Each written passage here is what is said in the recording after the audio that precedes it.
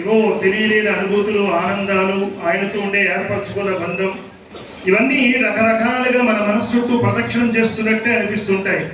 ఇలాంటి సీతారాముల కళ్యాణ మహోత్సవం శ్రీ విశ్వావసునామ సంవత్సరంలో చైత్ర శుద్ధ నవమి నాడు కళ్యాణ మహోత్సవంలో ఆచార్య స్వాములు మంగళసూత్రానికి ఆరాధనా కార్యక్రమాన్ని జరిపిస్తున్న శుభ సందర్భంలో ప్రవేశించేటువంటి నాకు మంగళసూత్రధారణ, అమ్మవారు సర్వమంగళాలు చేకూర్చడానికి మంగళకరమైనటువంటి ఆరాధన చేసుకుని తల్లి పసుపు లత్తుకులను అద్దుకొని పెళ్లి కుమార్తెగా ఉన్న సీతామహాలక్ష్మి శిరస్సుపై ఉండేటువంటి అపురూప మంగళసూత్ర ధారణకి సంసిద్ధం అవుతున్న ఆ సమయంలో రామచంద్ర ప్రభు ఇక్కడికి వచ్చి నన్ను మాట్లాడమంటే పలికిడిది భాగవతమట పలికించువాడు రాముని పుంటట, నే పలికిన బవహరములగునట పోతరామాచ్యుడు మాట గుర్తుస్తున్న సందర్భంలో అలనాడు అయోధ్య నగరం సుస్థిరమైన పోరాటం లేని చోటు అంటే అయోధ్య. అట్లాంటి అయోధ్య సామ్రాజ్యాన్ని ఏలేటువంటి దశరథ మహారాజు గారు సత్య ధర్మ ప్రవర్తనకి నిదర్శనంగా నిష్ఠా గరిష్టతో వేదాన్ని గౌరవించి, వేదాంతాన్ని గౌరవించి, హర్షధర్మాన్ని పూజించేటువంటి మహనీయుడు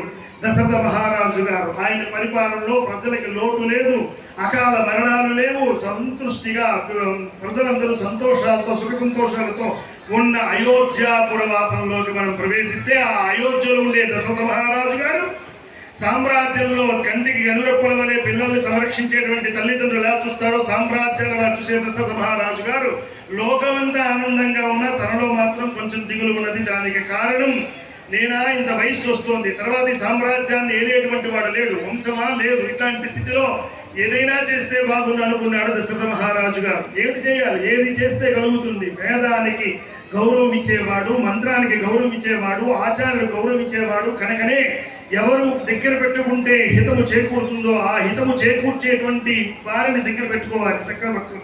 ఆ హితము చేకూర్చేవాడు పురోహితుడు వశిష్ఠుడు. ఏంటి స్వామి అనగానే అప్పుడు వశిష్ఠుడు చెప్పాడు, అమ్మా అందరూ కూర్చున్నారు, కౌసల్య, సుమిత్ర, కైకేయి గురు భార్యలతో కలిసి దశరథ మహారాజు గారు అడిగిన ప్రశ్నకి అప్పుడు చెప్పాడు, అశ్వమేధ యాగం చేద్దాం అనుకుంటున్నాంటే రాజా ఇది చాలా శుభ సందర్భం, మీ ఆలోచన చాలా శుభదాయకమైన సందర్భంలో దశరథ మహారాజు గారు యాగం చేయడానికి సిద్ధమయ్యారు. అశ్వమేధ యాగం చేస్తుంటే అప్పుడు వశిష్ఠుడు అన్నాడు, అశ్వమేధ యాగం ఒకటే కాదు మహారాజా, పుత్రకామేష్టి చేయండి అన్నారు.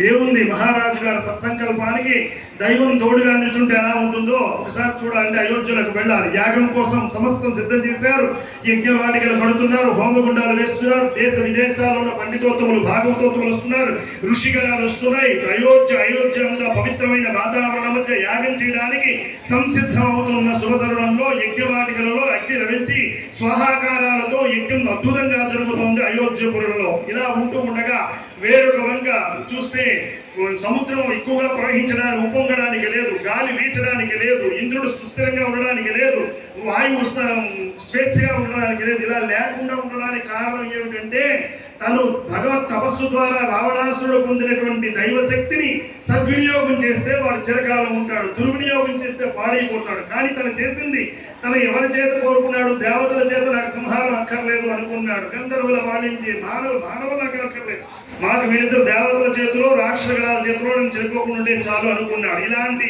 వరాన్ని పొందిన అహంకారం చేత ఉండేటువంటి చేసే ప్రలోభాలతో లోకం అంతా ముల్లోకాలు రావణాసురుడు తాలూక చేష్టితములకి గురి అవుతున్నాయి. ఇట్లాంటి స్థితిలో వీళ్ళందరూ కలిసి అష్టాదిక్పాలకులు పరివారం అంతా కలిసి పెద్దవారి దగ్గరికి వెళ్తాం కష్టం వస్తే చెప్పుకోవడానికి. అలా వీళ్ళందరూ కలిసి సమావేశమయ్యారు. ఎక్కడ సమావేశం అయ్యారు అంటే బ్రహ్మగారి దగ్గరికి వెళ్ళారు.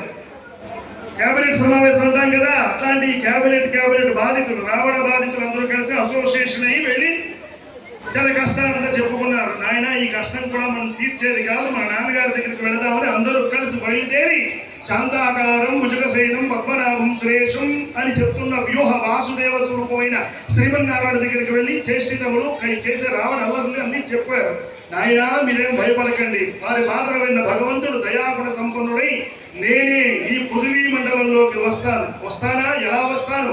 నారాయణ చైతన్యమే కదిలినా, ఎక్కడ నారాయణ చైతన్యం అని అనుకున్నా కానీ సంచరించేది ఒక మానవుడు, ఉత్తమ మానవుడు ఎలా సంచరించాలో నేనే మానవుడుగా కదిలి వస్తాను, భయపడకండి, మీ అంశలతో ఈ పృథ్వీ లోకంలోకి ప్రవేశించి మీరు వెళ్ళండి అని దేవతలకి వరాన్ని ఇచ్చి పంపించాడు శ్రీమన్నారాయణుడు. ఇలా జరుగుతుండగా యజ్ఞం ధారా ప్రవాహంగా పోస్తున్న నీతి ధారల మధ్య, మంత్ర ధారల మధ్య యజ్ఞం జరుగుతున్నది. పూర్ణాహుతి జరుగుతూ ఉన్న సందర్భంలో, పూర్ణాహుతి అవుతున్న ఆ శుభ సమయంలో అందరూ యజ్ఞం చూస్తుంటే ఆ యజ్ఞ జ్వాలల మధ్య, చేస్తున్న భాగవతోత్తర మధ్య శోభాయమానంగా వెలుగొందేటువంటి అయోధ్యపురంలో ఒక్కసారి యజ్ఞంలోంచి ప్రాజాపత్య పురుషుడు, యజ్ఞ పురుషుడు తీసుకొచ్చి పాయసాన్ని ఇచ్చి దశరథ నీ భార్యలకు పెట్టమంటే దశరథ మహారాజు గారు యజ్ఞ ప్రసాదంగా తీసుకుని కౌశల్యకి సగభాగాన్ని ఇచ్చి, సుమిత్రకి కొంత భాగాన్ని ఇచ్చి, కైకేయి కొంత భాగాన్ని ఇచ్చాక ఆ విభాగీకరించి ఎంతంత మోతాదులో అంతంత ఇచ్చాడు అని చెప్తారు పెద్దలు. కౌశల్య తనకి ఇచ్చినటువంటి పాయసాన్ని సగం పుచ్చుకొని మిగతా సగాన్ని సుమిత్రకి ఇచ్చింది. కైకేయి తీసుకున్న ప్రసాదాన్ని తాను సగం తీసుకుని భాగవతోత్తమ సంప్రదాయం అంటారు. ఆ కైకేయి తన కొంత ప్రసాదాన్ని తీసుకుని సుమిత్రకి ఇచ్చింది. కాలం ఒకసారి గిరున తిరిగింది. మన పుస్తకాల్లో పేజీలు ఎలాగంటే తిరుగుతాయో, సంతోషాల మధ్య అయోధ్యవాసులందరూ కూడా యజ్ఞం పూర్తయింది, రాజుగారికి పాయసం పాత్ర యజ్ఞపురుషుడు ఇచ్చాడు అనుకుంటూ ఉండగానే పాయసం పుచ్చుకున్న ముగ్గురు కూడా గర్భాన్ని దాల్చారు. అయోధ్యవాసుల ఆనందానికి అవధులు లేవు. రాజు అంటే దశరథ మహారాజయ్య మనకి వంశోద్ధారకులు పుడుతున్నారన్న ఆనందంతో ప్రజలు చాలా ద్విగుణీకృతమైన పంట, ఒక విత్తనం వేస్తే వేల విత్తనాలు వచ్చినట్లు సంపద అలాగే పెరిగిపోతుంది. కాలం గిరున తిరిగింది. ద్వాదశ మాసే 12 మాసాలు నిండుకున్నాయి. ఒకనాటి సందర్భం విలంబినామ సంవత్సరం చైత్రశుద్ధ